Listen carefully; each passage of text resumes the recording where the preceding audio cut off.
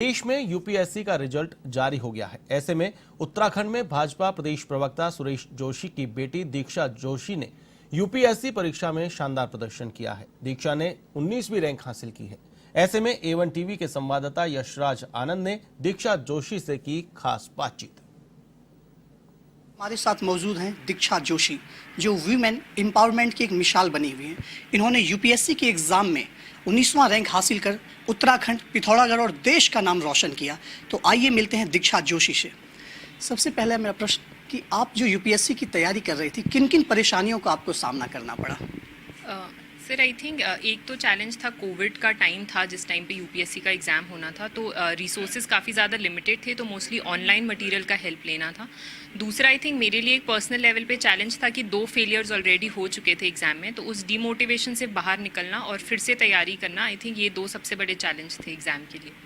दीक्षा, दूसरी बात यह समझ में आता है कि लोग कहते हैं कि यूपीएससी की तैयारी जब की जाती है तो काफ़ी ज़्यादा लोगों को पढ़ना पड़ता है, 20-22 घंटे, 24 घंटे के आसपास समय आ जाता है। आपका क्या मानना है, किस ढंग से तैयारियां करनी चाहिए? सर घंटे तो आई थिंक मेरे हिसाब से एक साल भर में 7 to 8 आवर्स अगर आप कंसिस्टेंटली पढ़ें तो वो काफ़ी रहता है। इंपॉर्टेंट यही है कि जितने घंटे से ज़्यादा कि आप रोज़ पढ़ाई करें, ऐसा ना हो कि एक दिन पढ़ के 2 दिन का ब्रेक ले लें, वो ज़्यादा इंपॉर्टेंट है। और अगर आप साल भर इस तरीके से तैयारी करें तो अच्छा रिजल्ट आने की पॉसिबिलिटी रहती है। आपने कितनी अटेम्प्ट में ये एग्जामिनेशन पास की? और दूसरी बात, लोगों में जो बीच में वो रोक देते हैं एग्जामिनेशन की प्रिपरेशन करना, तैयारी करना, उन्हें लगने लगता है कि मैं नहीं पास कर पाऊंगा, तो उनके लिए आप क्या कहना चाहते हैं? सर मेरा तो ये 3rd अटेम्प्ट था। मुझे लगता है कि आपको अपनी प्रिपरेशन तब रोकनी चाहिए जब आपकी तरफ से अपने एफर्ट्स 100% हों। उसके लिए इम्पॉर्टेंट है कि जब भी अगर ऐसा कोई फेलियर की स्टेज आपको आती है तो उसमें इम्पॉर्टेंट है कि आप एनालिसिस करें कि गलती कहाँ पर हुई है, चाहे वो प्रीलिम्स है, चाहे मेंस है, चाहे इंटरव्यू का स्टेज है। तो अगर आप उन पॉइंट्स को ऑब्जेक्टिवली एनालाइज करें और आपको लगता है कि वहाँ पर करेक्शन हो सकता है तो फिर से एक बार दोबारा तैयारी करके अपने प्रिपरेशन को स्ट्रीमलाइन करना चाहिए।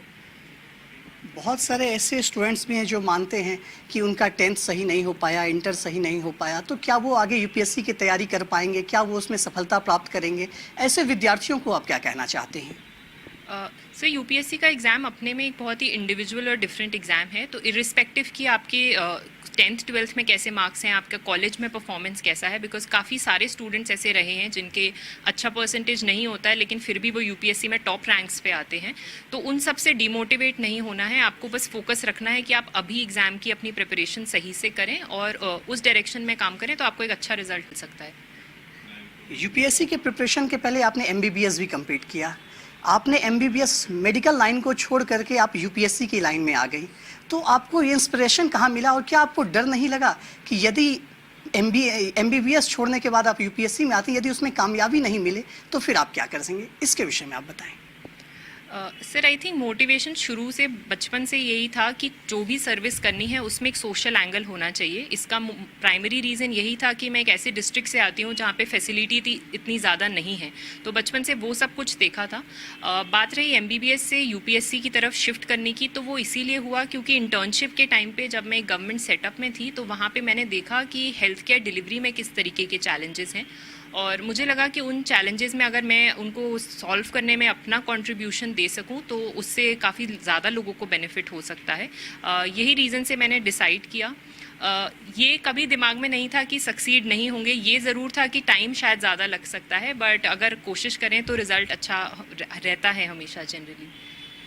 आपने यूपीएससी में 19वां स्थान हासिल किया, जो बहुत अच्छा है। आप अब देश को किस दिशा में ले जाना चाहते हैं और आपका रोड मैप क्या होगा? किन किन मुद्दों पर आप सबसे पहले काम करना चाहती हैं? सर आई थिंक अभी जो मेरे दिमाग में है वो 3 एरियाज़ हैं। एक तो हेल्थ का है फर्स्ट इम्पॉर्टेंट एरिया, जहाँ पे मुझे लगता है प्राइमरी हेल्थ केयर और एक प्रिवेंटिव हेल्थ केयर जो है उस पर हमें फोकस करने की ज़रूरत है। दूसरा एजुकेशन एक दूसरा इम्पॉर्टेंट एंगल है जिसमें क्योंकि जितने भी बच्चे हैं वो हमारे देश का फ्यूचर हैं, तो मुझे लगता है उसको इम्प्रूव करना। और तीसरा इन दोनों को साथ में लेते हुए विमेन की तरफ कि उनका एम्पावरमेंट हो, उनको फाइनेंशियल इंडिपेंडेंस देने में हम कुछ कंट्रीब्यूट कर सकें। तो ये 3 प्राइमरी फोकस एरियाज़ रहेंगे मेरे काम करने के। आप एक महिला हैं, एक लड़की हैं, और भारत में लड़कियों को लड़कों से कमतर आंका जाता है। तो आप क्या कहना चाहेंगे यहाँ के भारत के में रह रहे गार्जियन के विषय में, जो लड़कियों के गार्जियन हैं, जो लड़कों के गार्जियन हैं, भेदभाव की भी स्थिति आती है, उनसे आप क्या कहना चाहेंगे, क्या अपील करेंगे? सर आई थिंक मेरा सबसे बड़ी अपील यही रहेगी कि आपके आसपास जो भी लड़कियां हैं उनको आप लड़कों से कम ना समझें और उनको एक इक्वल अपॉर्चुनिटी दें जितना कि आप अपने बेटों को देते हैं, क्योंकि आजकल हम देख रहे हैं कि हर फील्ड में लड़कियां अपना कैलिबर प्रूव कर रही हैं। हमारे देश में हमारी फाइनेंस मिनिस्टर तक एक फ़ीमेल है, तो उतने हाई लेवल पे तक जाकर विमेन अगर काम कर पा रही हैं तो मुझे लगता है कि उनमें पोटेंशियल बहुत ज़्यादा है। बस ज़रूरत है कि हम उनको एक अपॉर्चुनिटी प्रोवाइड करें। तो मैडम सबसे पहले तो आपका बहुत बहुत धन्यवाद, आपने हमारे चैनल से बात की। Thank you. तो ये थी हमारे साथ दीक्षा जोशी, जिन्होंने उत्तराखंड के साथ साथ पूरे देश का नाम रोशन किया। इनका साफ कहना है कि लड़कियों को किसी भी तरीके से लड़कों से कमतर नहीं आंकना चाहिए। लड़कियां वो हर काम कर सकती है जो लड़के कर सकते हैं। और साथ ही साथ इन्होंने कहा कि इनका सबसे पहला मुद्दा वीमेन एम्पावरमेंट रहेगा और छोटे तबके के लोगों को भी यह देखेंगे किस तरीके से काम किया जाता है, उनके विषय में भी यह सोचेंगे। कैमरा पर्सन आज़ाद सिंह के साथ मैं यशराज आनंद, A1 TV देहरादून।